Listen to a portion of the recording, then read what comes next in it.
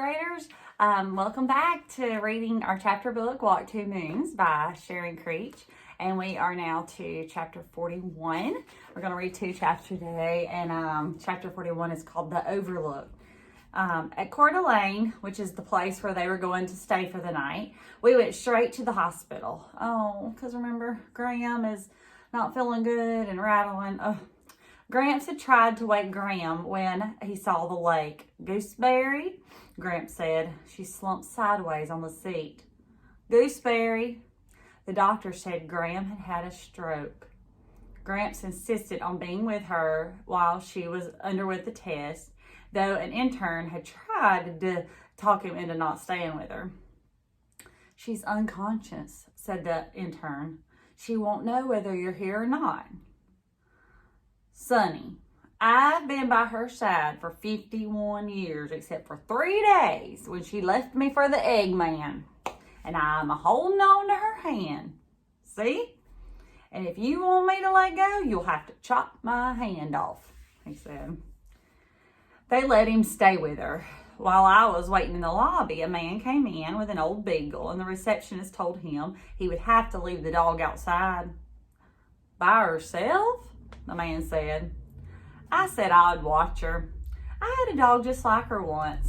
So I took the old beagle outside, and when I sat down on the grass, the beagle put her head in my lap and murmured in that special way dogs have, and Gramps calls it a dog's purr. I wondered if Graham's snakebite had anything to do with her stroke, and if Gramps felt guilty for whizzing off the highway and stopping at that river. Oh, if we hadn't gone to that river, Graham would have never been bitten by a snake. And then I started thinking about my mother's stillborn baby, and maybe if I hadn't climbed that tree, if my mother hadn't have carried me, maybe the baby would have lived and my mother never would have gone away, and everything would still be just as it used to be. But as I sat there thinking these things, it occurred to me that a person couldn't stay all locked up in a house like Phoebe and her mother had tried to do it first. A person had to go out and do things and see things. And I wondered for the first time if this had something to do with Graham and Gramps taking me on this trip. The beagle in my lap was just like our Moody Blue. I rubbed her head and I prayed for Graham, and I thought about Moody Blue's litter of puppies, and for the first week, Moody Blue wouldn't let anyone come anywhere near those puppies. She licked them clean and nuzzled them, and they squealed and they pawed their way up to her with their eyes still sealed. Gradually, Moody Blue let us touch the puppies, but she kept her sharp eyes on us, and if we tried to take a puppy out of her sight, she growled. And within a few weeks, the puppies were stumbling away from her, and Moody Blue spent her days herding them back. And when they were about 6 weeks old, Moody Blue started ignoring them. She snapped at them and she pushed them away. I told my mother that Moody Blue was being just terrible. She hates her puppies, I said. It's not terrible. My mother said it's normal. She's weaning them from her. Does she have to do that? I mean, why can't they just stay with her? It isn't good for her or for them. They have to become independent. What if something happened to Moody Blue? They wouldn't know how to survive without her. While I prayed for Graham outside the hospital, I wondered if my mother's trip to Idaho was like Moody Blue's behavior. Maybe part of it was for my mother and part of it was for me. When the beagle's owner returned, I went back inside. It was after midnight when a nurse told me I could go see Graham. She was lying still and gray on the bed. A little dribble was coming out the side of her mouth, and Gramps was leaning over her, whispering in her ear. A nurse said, I don't think she can hear you. Of course she can hear me, Gramps said. She's always been able to hear me. Graham's eyes were closed, and wires were attached to her chest and to a monitor, and a tube was taped to her hand, and I wanted to hold her and wake her up. Gramps said, we're going to be here a little while, chickabiddy. He reached in his pocket and he pulled out his car keys. Here, in case you need anything from my car. And he handed me a crumpled wad of money. and just in case you need it. I don't want to leave Graham, I said. He said, she doesn't want you sitting around this old hospital. You just whisper in her ear if you want to tell her anything, and then you just go do what you have to do. We're not going anywhere, and your grandmother and I will be right here when you get back. And he winked at me. You be careful, chickabiddy. I leaned over and I whispered in Graham's ear, and then I left. In the car, I studied the map, and I leaned back in the seat, and I closed my eyes. Gramps knew what I was going to do. The key was cold in my hand, and I studied the map again. One curvy road ran direct from Coeur d'Alene to Lewiston, and I started the car, backed it up, drove it around the parking lot, stopped, and turned off the engine. And I counted the money in my pocket, and I looked at the map one more time. In a course of a lifetime, there were things that mattered. Although I was terrified when I drove out of that parking lot, once I was on the highway, I felt better. I drove slowly, and I knew how to do it. I prayed to every passing tree, and there were a thumping lot of trees along the way. It was a narrow, winding road without traffic, and it took me 4 hours to drive the hundreds of miles from Coeur d'Alene to top of Lewiston's hills, which to me was more of a mountain than a hill. I pulled over into the overlook at the top. In the valley far below was Lewiston and the Snake River winding through it. And between me and Lewiston was the treacherous road with its hairpin turns that twisted back and forth down the mountain. I peered over the rail looking for the bus that I knew was still somewhere down there on the side of the mountain, but I couldn't see it. I can do this, I told myself. I just kept saying it over and over. I can do this. I can do this. I eased the car back onto the road, and at the first curve, my heart started thumping. My palms were sweating and slippery all over the wheel, and I crept along with my foot on the brake, but the road doubled back so sharply and plunged so steeply that even my foot on the brake, the car was going faster than I wanted it to.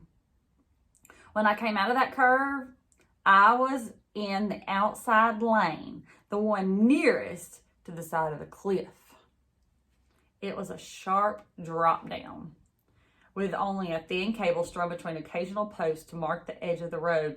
Back and forth across the hill, the road snaked, and for a half mile, I was on the inside against the hill and felt safer.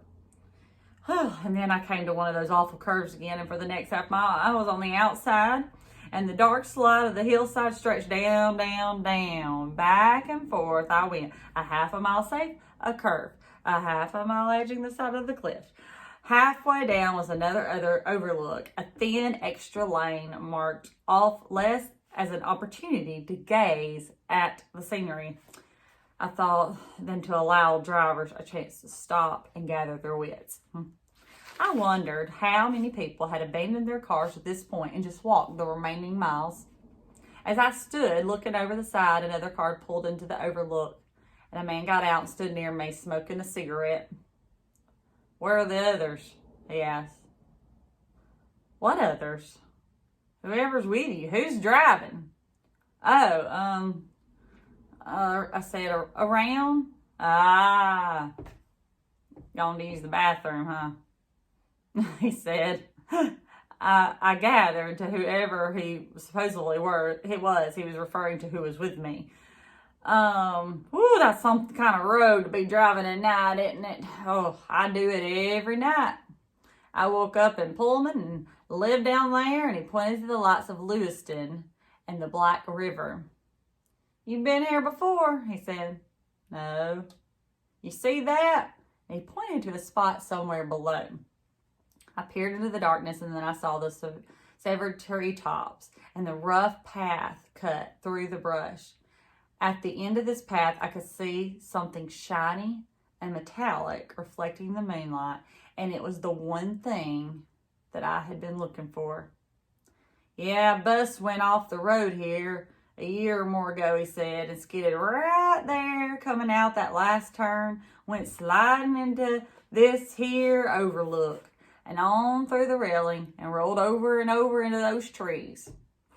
Oh, something. And when I came home that night, rescuers were still hacking their way through that brush to get to it. Only one person survived, you know?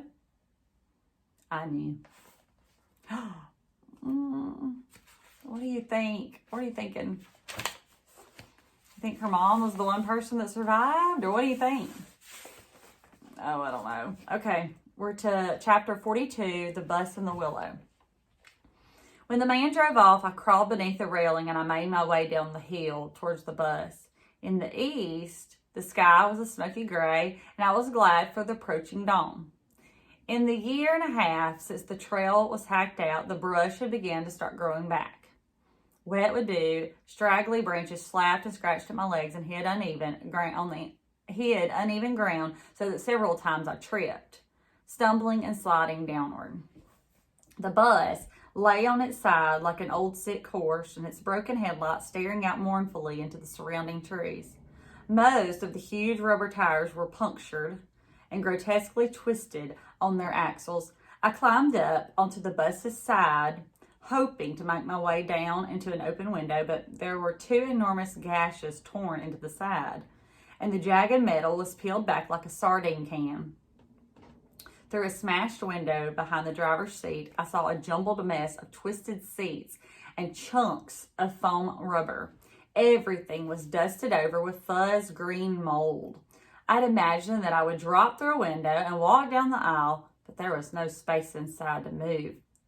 I had wanted to scour every inch of the bus looking for something, anything that might be familiar, but by now the sky was pale pink and it was easy to find the uphill trail, but harder going as it was a steep incline.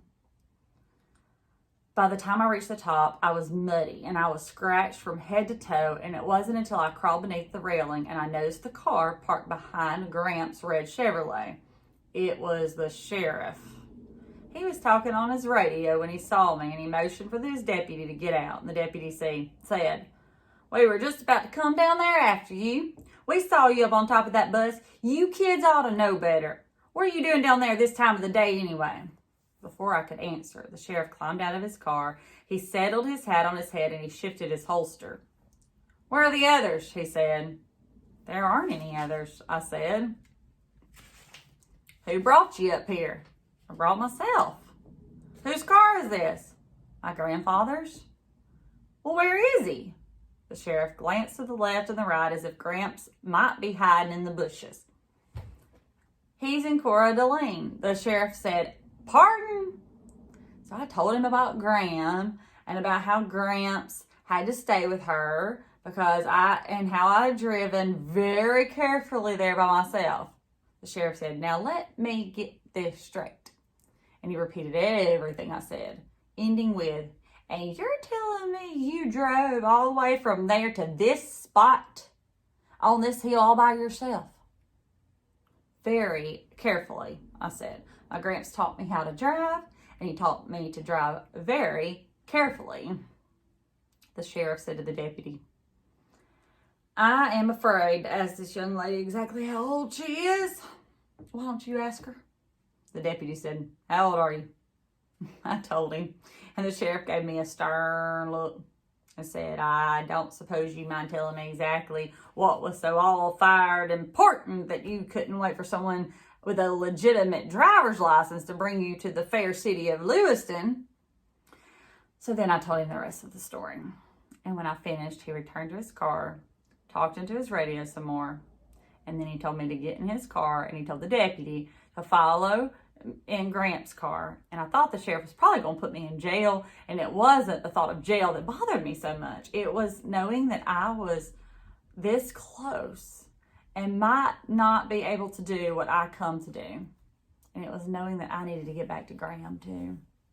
He did not take me to jail, however. He drove me across the bridge into Lewiston and on through the city and up a hill. And he drove into Longwood and stopped at the caretaker's house and went inside. Behind us was the deputy in Gramps' car. The caretaker came out and pointed off to the right, and the sheriff got back in the car and drove off in that direction. It was a pleasant place.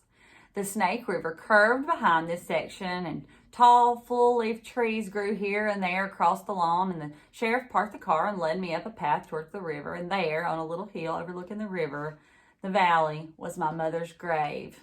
On the tombstone, beneath her name and the dates of her birth and death, was an engraving of a maple tree.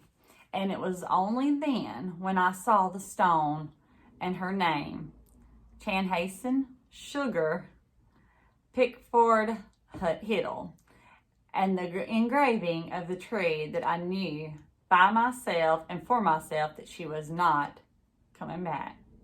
I asked if I could sit there for a little while because I wanted to memorize this place. I wanted to memorize the grass and the trees and the smells and the sounds. And in the midst of the still morning, with only the sound of the river gurgling by, I heard a bird, and it was singing a bird song, a true, sweet bird song. I looked around and then up into the willow that leaned down towards the river, and the bird song came from the top of the willow, and I did not want to look too closely because I wanted it to be the tree that was singing. I kissed the willow. "Happy birthday," I said. In the sheriff's car, I said, "She isn't actually gone at all. She's singing in the trees." "Whatever you say, Miss Salamanca Hiddle." "You can take me to jail now," she said. All right, so now we've got 2 chapters left and we'll be finished. And but now we know that her mother did die in a bus accident, and around those curvy roads, and so sad. But I guess, I mean, she knew it was true, but she just needed to see it. You know, like she needed to see the grave, and she needed to know for sure that she had to see it with her own eyes. And that's why I guess she wanted to come and tell her happy birthday on her birthday. And that's why she wanted to get there by that date so bad. So hope her grandma's okay, and we'll see in the last 2 chapters. So I'll see you next time. Bye.